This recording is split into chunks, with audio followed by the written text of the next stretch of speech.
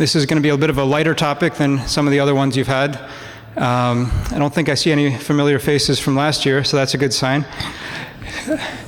So, and I'm not going to speak for the full half hour. Well, don't worry, we'll get you out in maybe 15 minutes or so just hang in there.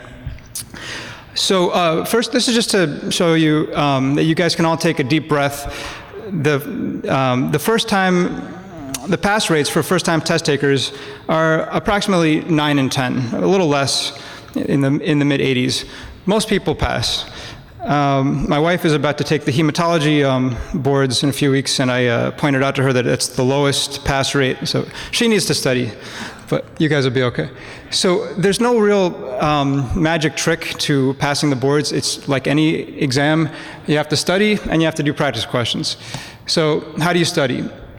Take a board review course, you've done that, and identify your weak areas. So if you haven't already done this, I highly encourage all of you to go to the ABIM website and look at the blueprint and look at the breakdown of what's asked on the boards. Because you don't want to spend too much time studying something that's really low, not really represented very much on the boards. And this is just a general overview. On the next slide, I'll show you a more detailed example. But as you can see, roughly half of the exam is AKI, CKD, and glomerular and vascular disorders. Another 30% of the exam is acid base, potassium, hypertension, and transplant.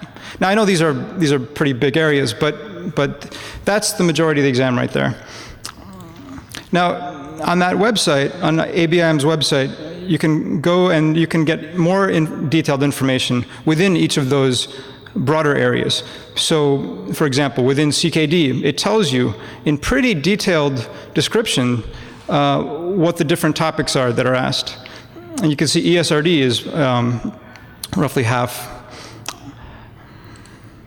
So, how do you? What are some good resources available for high-yield studying?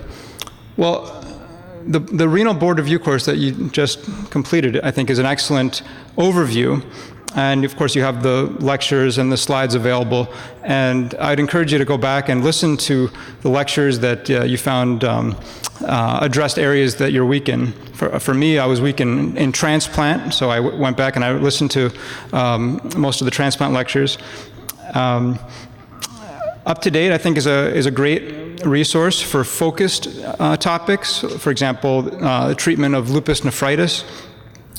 NephSap, which is available online, in print, and also audio, so you can listen to it in the car, is a great resource for broader topics.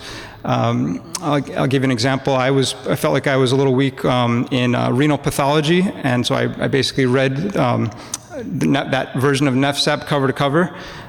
It's not really feasible to read all of the NephSaps from the last year, but I would focus on the ones where you know you're weaker in. And then if you need a more detailed read on any pathophysiology, there's obviously a lot of textbooks out there, but I find NKF's primer on kidney disease is particularly easy to read, well written. Lots of good figures and tables. Okay, so this is by no means an exhaustive list, but these are a few things that I put together that you know you're going to be asked on the boards. So you definitely want to make sure that these are topics that you feel comfortable with. Urine sediment. So just spend a few minutes and commit every urine sediment image to mind.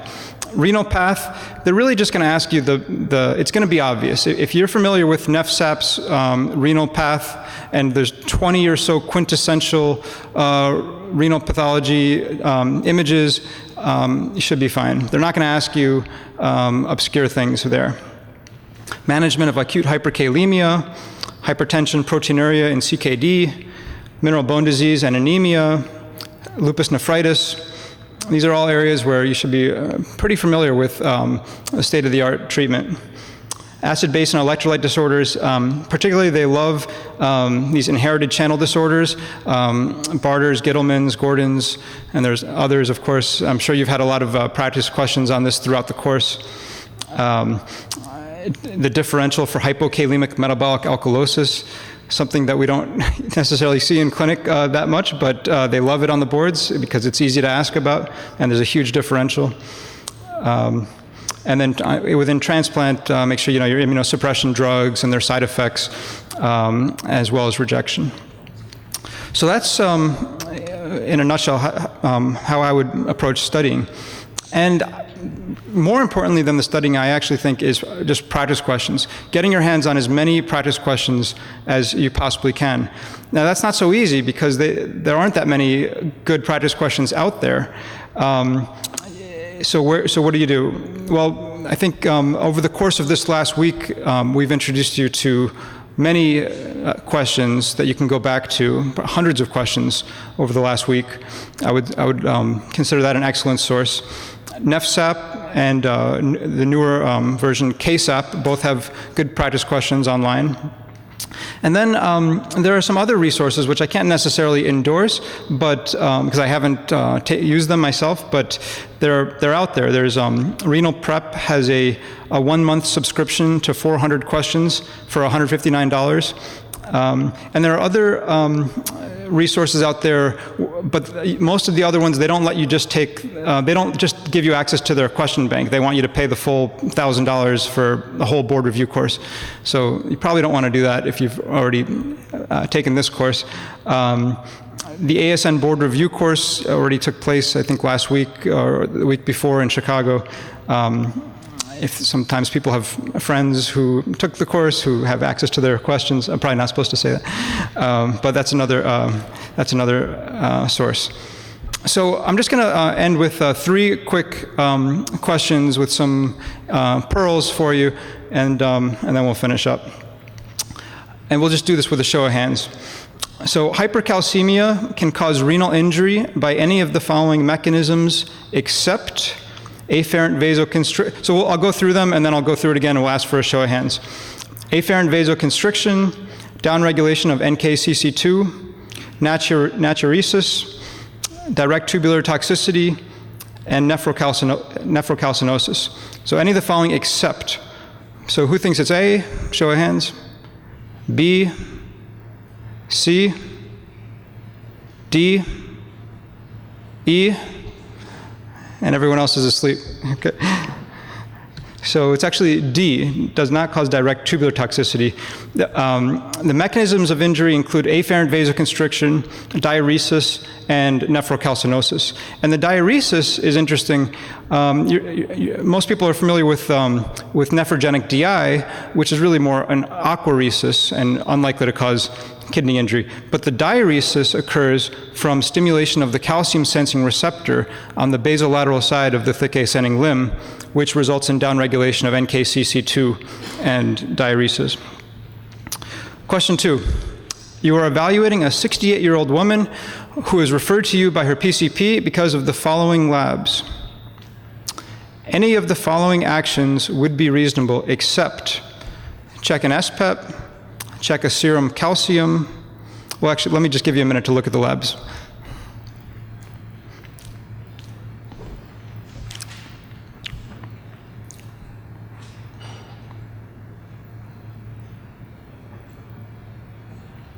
Okay, so any of the following would be reasonable except check an SPEP, check a serum calcium, check a serum phosphate, ask about lithium use, ask about recent cough syrup ingestion. So who thinks it would be so reasonable except check an SPEP? Anyone for A? B? C? D? E? Okay, I think we got a total of 4 hands out of everyone in the room, but okay. So the answer, so the trick to the, so does anyone want to just shout out what they think is going on? The anion gap is negative, right? Not just low, it's negative. How often have you seen a negative anion gap?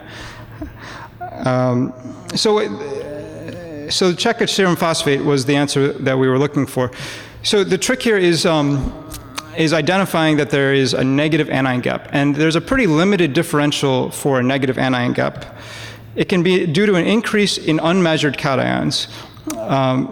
So particularly IgG myeloma. I say IgG because IgG is cationic, whereas some of the other immunoglobulins are anionic. And in real life, this is what you should really be thinking of. Most of these others are pretty esoteric. You see someone with a negative anion gap, you probably want to check an SPEP, unless it's obvious that it's one of these other things. Lithium intoxication, obviously because lithium is a cation. Hypercalcemia for the same reason. Technically, it could be due to a decrease in unmeasured anions, which is really hypoalbuminemia. But first of all, I gave you the albumin, and which was normal. And secondly, a low albumin might cause a low anion gap, but it would never cause a negative anion gap. And then this is just sort of interesting trivia with the cough syrup. So, cough syrup has dextromethorphan hydrobromide in it. It's one of the only medications that still has bromide in it. And bromide is right underneath chloride in the periodic table. And so the machine that measures your chemistry mistakenly thinks that the bromide is chloride, and it gives you a pseudo-hyperchloremia, and therefore it can give you a low or even a negative anion gap. So that was why you should ask about cough syrup.